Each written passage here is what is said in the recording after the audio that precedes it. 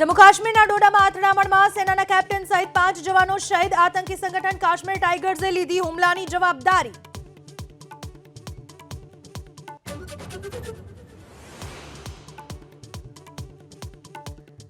છેલ્લા 24 કલાકમાં રાજ્યમાં 214 તાલુકાઓમાં વરસાદ. સૌરાષ્ટ્ર, દક્ષિણ અને મધ્ય ગુજરાતમાં 8 જિલ્લાઓમાં રેડ અને 10 જિલ્લાઓમાં ઓરેન્જ એલર્ટ.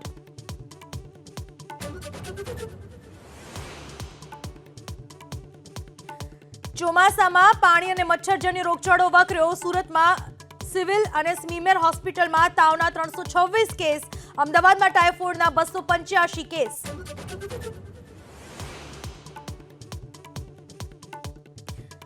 બદલીના નવા નિયમો જાહેર કરવાની માંગ સાથે મુખ્ય શિક્ષકો આક્રોશિત. આજે ગાંધીનગર સત્યાગ્રહ છાવણીમાં ઉતરશે ભૂખ હડતાળ પર. આંદોલન ન કરવા શિક્ષણ મંત્રીની અપીલ.